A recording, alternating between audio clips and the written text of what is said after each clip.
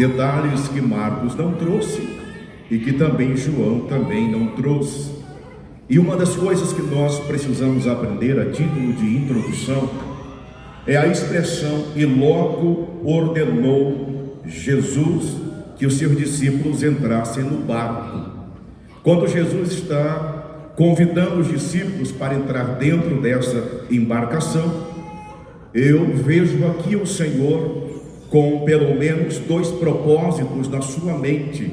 O primeiro propósito era que o Senhor queria dar um descanso físico aos seus discípulos, porque se nós olharmos o contexto, nós vamos perceber e aprender que eles já estavam há alguns dias sem se alimentar. Então, claro que os discípulos estavam fadigados, cansados, e eles mereciam um descanso do outro lado do mar, na cidade de Cafarnaum. Um outro propósito que o Senhor tinha em mente quando convidou os discípulos a entrar dentro dessa embarcação é que o Senhor queria aperfeiçoar o caráter dos seus discípulos. Por quê? Porque em breve o Senhor seria assunto aos céus e já não estaria mais com seus discípulos.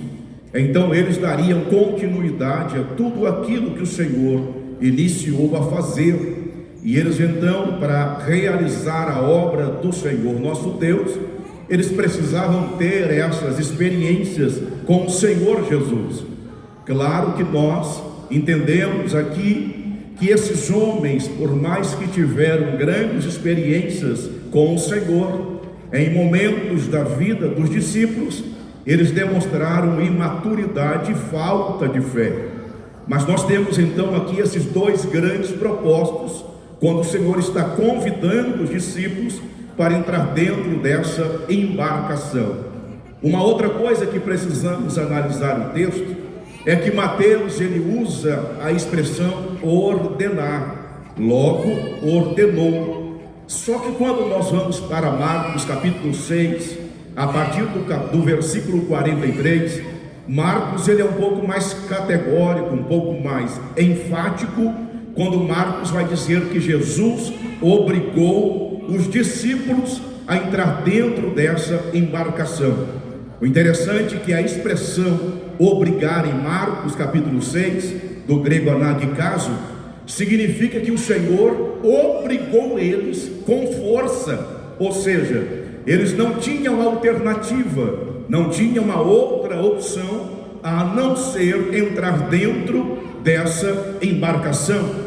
Então, quando eu vejo agora o Senhor ordenando, obrigando os discípulos a entrar dentro dessa embarcação, eu aprendo que na vida do cristão existem pelo menos dois tipos de tempestade.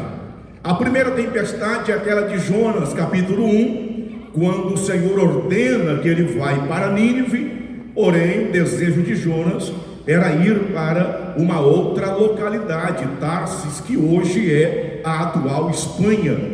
Então a primeira tempestade na nossa vida é aquela que nós entramos nela porque queremos, nós entramos nela por desobediência, nós entramos nela por livre e espontânea vontade, porque a vontade de Deus não era que Jonas fosse para Tarsis, a vontade de Deus era Nínive.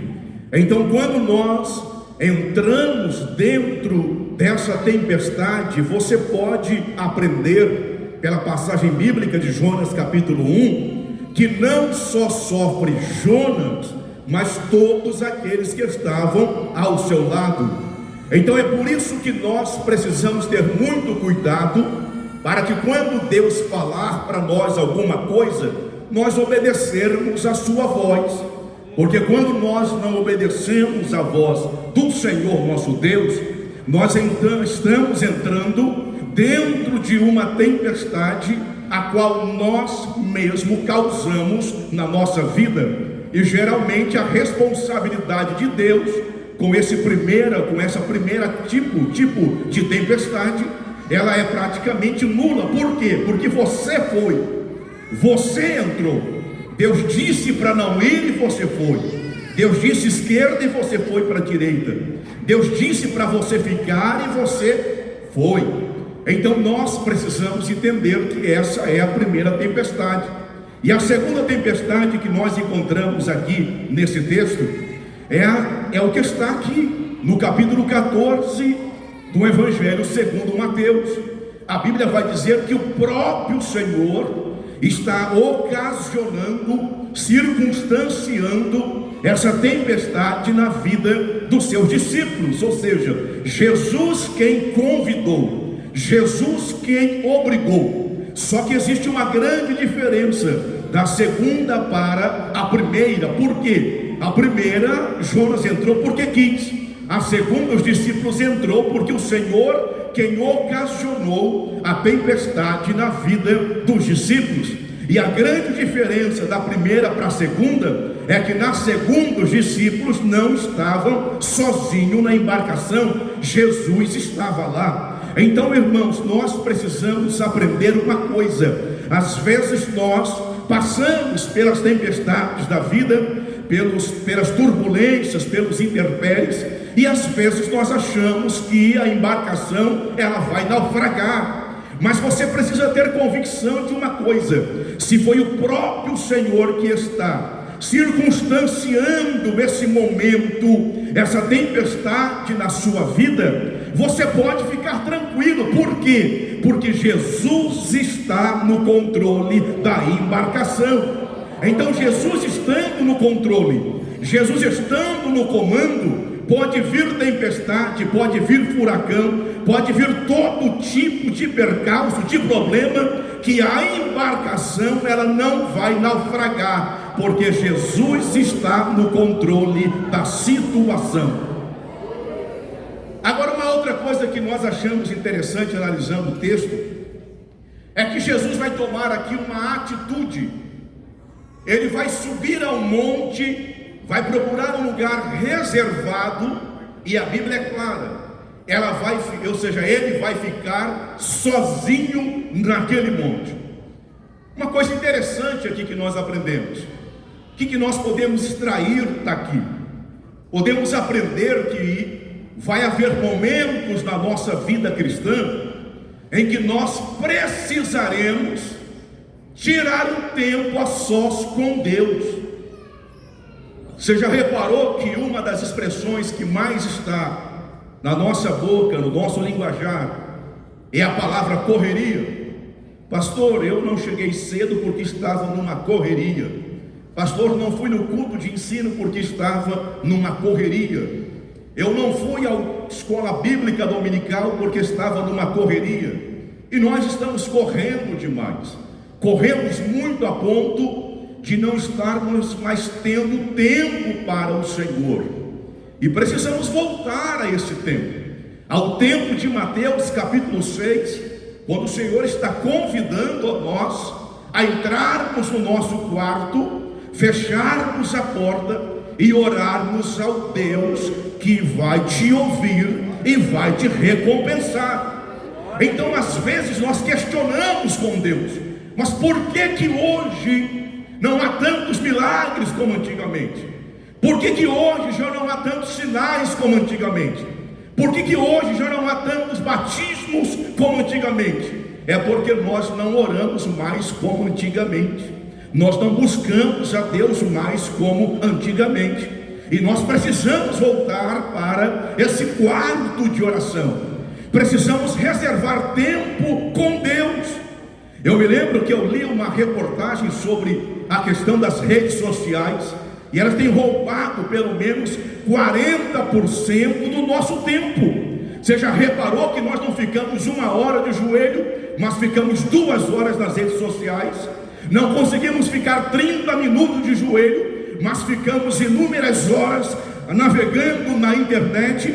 Então precisamos, irmãos, voltar para esse quarto de oração. E nesse quarto de oração, você vai ver que Deus, através desses momentos que você estará reservando com Ele, você vai ver Deus salvando, batizando no Espírito Santo, renovando os cristãos, salvando as almas e o nome do Senhor sendo glorificado. E eu me lembro de uma passagem bíblica, Gênesis 32, Jacó estava voltando para casa após 20 anos longe do seu irmão, e a Bíblia diz que ele se deparou com um val chamado Jaboque. Esse val, para quem não conhece, na nossa língua é um córrego, um riozinho pequeno, aonde você passa a pé. E a Bíblia diz que Jacó, ele vai passar a família, passa a esposa, passa os filhos, passa os animais, e a Bíblia faz questão de dizer que Jacó ficou sozinho com Deus. Interessante que antes de atravessar o val, Jacó tinha que ter esse particular com Deus. E o Senhor teve esse particular com Jacó, porque a partir do momento que ele teve esse encontro com Deus, do outro lado do val, ele já não se chamava mais Jacó, mas se chamava Israel, o homem que lutou com Deus. Então nós também precisamos fazer isso, precisamos lutar com Deus em oração. De repente você está esperando uma resposta, de repente você está esperando um milagre, e você orou e parece que nada aconteceu, mas a palavra de Deus nessa noite para a sua vida: lute com Deus em oração, persiste com Deus, insista com Deus, porque a resposta virá e o nome do Senhor vai ser glorificado. Agora, uma outra coisa que precisamos analisar nesse texto é que quando ele vai despedir os seus discípulos, a Bíblia diz que o barco estava no meio do mar, açoitado pelas ondas. O interessante, irmãos, que me chama a atenção é a expressão meio do mar. Por que não no início? Por que não no fim? Porque o meio do mar fala da nossa vida cristã. Você sabe que no início de tudo é muito fácil. Nós oramos muito, jejuamos muito, lemos muito a Bíblia, até cerimônia fúnebre nós estaremos lá, porque estamos no primeiro amor, naquele pique, naquele avanço rumo à nossa fé com o Senhor. E quando nós chegamos no fim, todos nós já sabemos que já alcançamos a vitória, a bênção chegou. Mas o meio aqui é onde eu provo para Deus duas coisas. Primeira coisa, se eu sou um covarde ou se eu sou um valente. Porque o meio aqui está mostrando para nós que eles estavam enfrentando uma tempestade. Então eles mostrariam para Deus nessa ocasião se eles eram covardes diante dessa tempestade e voltavam para o lugar de origem, ou mostravam para Deus que eles eram corajosos e enfrentavam a tempestade, enfrentavam a turbulência e chegava do outro lado de lá. Mas esses homens aqui enfrentaram a tempestade, eles enfrentaram uma luta tete a tete, frente a frente. E é isso que nós precisamos fazer. Quantas vezes nós resolvemos querer fugir da luta, fugir do problema, acreditando que isso é a melhor opção ou a melhor resposta para a nossa vida. Mas eu tenho uma palavra de Deus para você. Você precisa enfrentar esses problemas cara a cara, frente a frente, tete a tete. Você não pode fugir daquilo que Deus colocou para você passar. É o propósito de Deus para a sua vida. Então não fuja do propósito, porque Deus tem coisas maiores para você do outro lado de lá. Glória a Deus, aleluia. Agora, uma coisa interessante no texto é que além do barco ser assolado pelas ondas, a Bíblia diz que o vento era contrário. A impressão que nós temos aqui é que Jesus queria que esse barco naufragasse.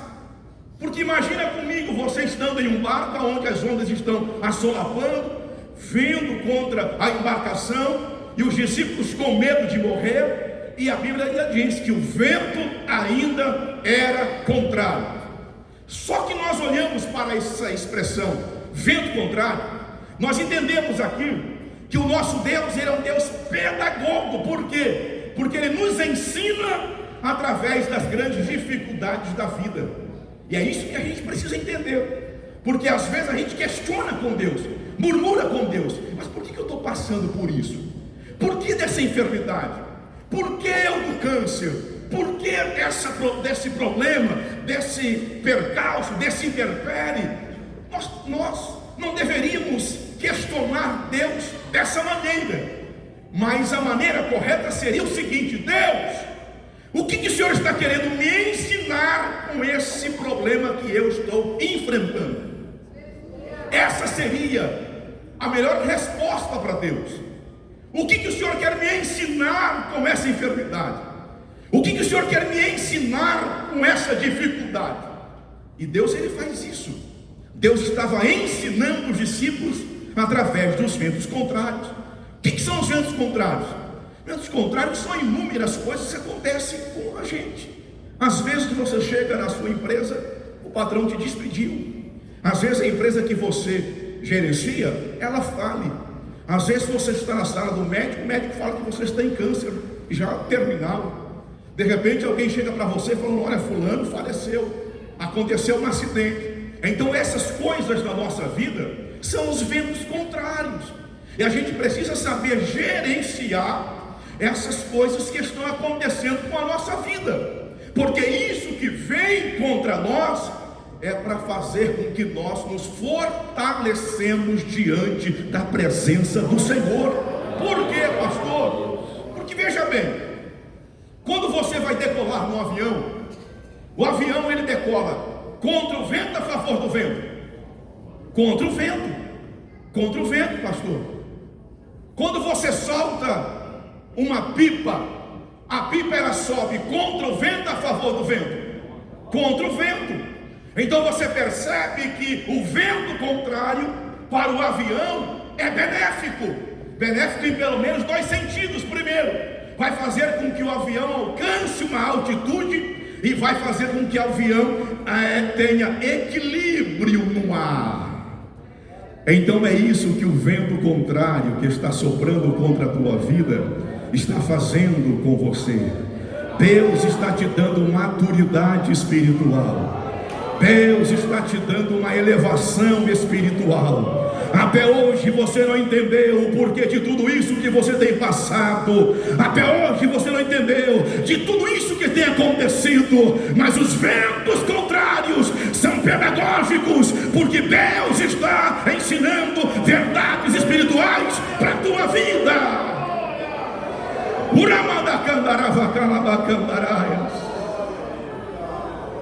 Aleluia, aleluia. Agora que eu acho interessante, observando mais uma vez, o versículo 25 diz: mas a quarta vigília da noite, dirigiu-se Jesus para eles, caminhando por cima do mar. Olha que interessante, porque no início do texto diz que Jesus está subindo ao monte ao cair da tarde, primeira vigília.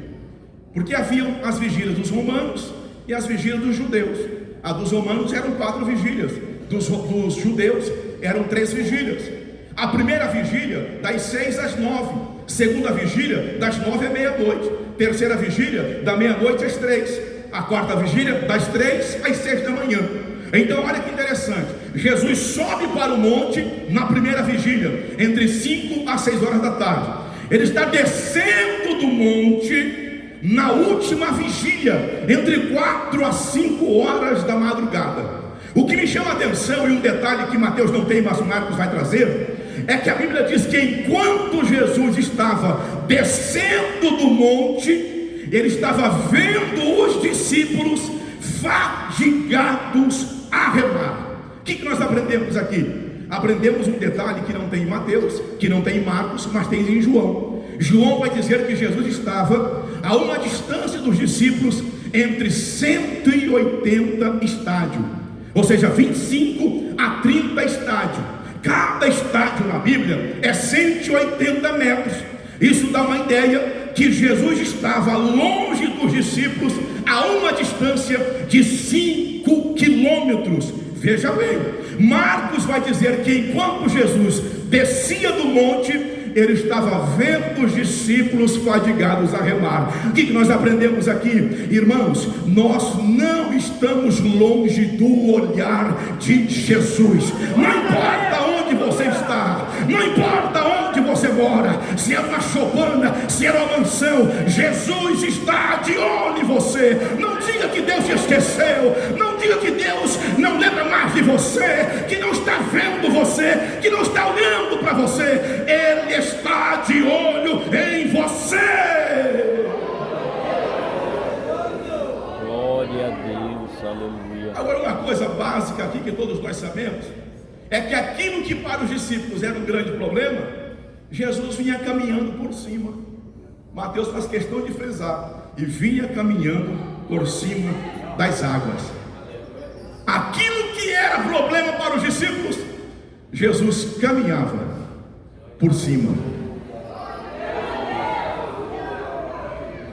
Aquilo que é problema para você é apenas um caminho para Jesus chegar até a sua vida.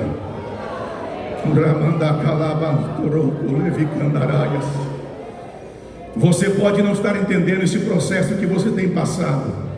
Você pode não estar entendendo todos esses problemas que têm acontecido contra você, contra a sua família, contra o seu ministério. Mas você pode ficar tranquilo, Jesus está chegando. Jesus está chegando. Jesus está chegando. Agora o que me chama a atenção, versículo 26. E os discípulos, vendo o caminhar sobre o mar, assustaram-se, dizendo: é um fantasma. E a expressão diz: e gritaram com medo. A expressão verbal do grego aqui significa que eles foram tomados pelo medo. Agora o que me chama a atenção é que quando você conhece um pouco sobre a cultura judaica, você vai entender que fantasma na cultura judaica era um mau presságio. Porque quando um judeu, ele em alto mar, ele via um espírito na mente de um judeu, aquilo não era um bom presságio, era um mau presságio. Ou seja, na mente deles, naquele momento que eles avistaram o fantasma, a embarcação naufragaria naquele exato momento. Então por isso que eles estavam com medo, por isso que eles estavam tomados pelo medo. Por quê? Porque eles achavam que iriam naufragar, achavam que iriam morrer. Imagina agora 12 homens que conheciam o mar da Galileia como a palma das suas mãos, mas estavam agora em um momento revolto, mar assolado, e a ideia é que todos estavam com muito medo de morrer, muito preocupado em perder a vida, porque a embarcação iria naufragar. Por que eu falo isso com toda a convicção? Porque o versículo 27 nos dá essa resposta. Porque quando eles estavam achando que eles iriam morrer, que o barco iria naufragar, o versículo 27 é uma resposta, é um bálsamo para a vida dos discípulos. Porque o versículo 27 diz assim: e Jesus, porém, lhes falou logo. Olha que expressão interessante. O que vocês entendem por logo? O que vocês entendem? Por exemplo, o pastor Silas fala assim: ó, logo vamos orar. O que significa isso? Agora, já, imediatamente, rápido. Sabe o que significa? Jesus percebe o medo, e o texto diz: Jesus, porém, lhes falou agora. Jesus, porém, lhes falou imediatamente. Jesus, porém, lhes falou já. Sabe o que nós aprendemos aqui? Jesus tem pressa em socorrer a sua vida. Jesus tem pressa em entrar nessa causa essa noite. Levante as suas mãos assim comigo. Jesus tem pressa em entrar na tua família. Jesus tem pressa em entrar no teu ministério. Jesus tem pressa em entrar na tua empresa. Jesus tem pressa em entrar na vida daquele homem, daquele filho, para resolver o problema e solucionar, trazendo a resposta que você precisa. Se você crê, levante as mãos e adore ao nome do Senhor. Para finalizarmos, Jesus agora, porém, responde logo dizendo 3 expressões, 3 respostas. A primeira resposta: tem de bom ânimo. Olha que interessante. Você, numa embarcação onde parece que iria naufragar, o medo tomou conta, e alguém chega para você dizendo: fica tranquilo, tem de bom ânimo.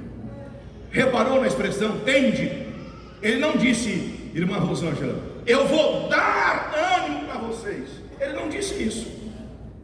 Ele disse tende. Tende. Aí nos remete a Provérbios 24:10. Se te mostrares frouxo no dia da angústia, a tua força será pequena. Ou seja, se você ficar falando, essa luta é muito grande, eu não vou aguentar, esse problema é muito grande, eu não consigo lutar contra, eu vou desistir, eu vou parar, eu não vou conseguir, eu não vou formar, eu não vou fazer, eu não vou fazer isso e aquilo. Ou seja, quanto mais você demonstrar frouxidão e vitimismo nessas circunstâncias da vida, aí que a tua força será pequena. É o que Salomão disse em Provérbios: assim como imagina na tua alma, assim será. Então tome cuidado com as tuas palavras. Você pode ser um derrubado pelas tuas próprias palavras, mas pode ser um vencedor pelas tuas próprias palavras. Porque, irmãos, não estou pregando para derrotado essa noite aqui, não. Eu estou pregando para vencedores, gente que vai vencer a luta, vai vencer a enfermidade, vai vencer os problemas, e o nome do Senhor vai ser glorificado. Tem de bom ânimo, bem de bom ânimo. Ele disse para Josué 1, versículo 9: Josué, não te disse esforça-te, Josué, tenha bom ânimo. Porque o problema às vezes é que nós pagamos de vítimas. Isso é um problema. E Paulo, quando escreve a segunda carta a Timóteo, capítulo 1, versículo 7, ele diz que Deus não nos chamou ao espírito de covardia, mas de amor e de moderação. Então você é um vencedor. Você é um vencedor. Você não é um derrotado. O derrotado é o diabo. Aonde estão os vencedores aqui? Levante as suas mãos. A segunda resposta, ele diz assim: sou eu. Primeira, tem de bom ânimo. Segunda, sou eu. A minha pergunta é o seguinte: os discípulos conheceram Jesus no meio dessa tempestade, sim ou não? Não, não conheceram. Então, pastor Valmir, por que ele disse sou eu, sendo que os discípulos não conheceram quem era? Porque para Saulo, ou para Paulo, em Atos 9, quando ele cai por terra, ele pergunta: Senhor, quem és tu? O que Jesus responde para ele? Eu sou Jesus. Opa, quer dizer que para Paulo, pastor Silas, Jesus se identifica como Jesus. E por que para os discípulos ele está dizendo sou eu? A resposta é simples. João 10, 27. As minhas ovelhas conhecem a minha, elas me ouvem e me seguem. Eu não estou pregando para bode essa noite, não, estou pregando para a ovelha que vai ouvir a voz do meigo Nazareno dizendo: filha, filho, sou eu nessa luta, sou eu nessa causa, sou eu nesse problema, sou eu que te dou a resposta, sou eu que te dou a vitória, sou eu que te dou a bênção. Ele está aqui nessa noite, o eu sou está aqui para te dar a vitória.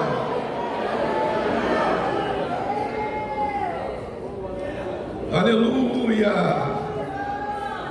aleluia. Primeira resposta: não temas, ou seja, tem de bom ânimo. Segunda resposta: sou eu. E a última resposta: não temais. Ou seja, por que vocês estão com medo? Olha a pergunta de Jesus, irmãos. Você no meio de uma tempestade, enfrentando tantos problemas, aí aparece Jesus dizendo assim para você: ué, Paulo, por que você está com medo? Porque o medo revela quem nós somos.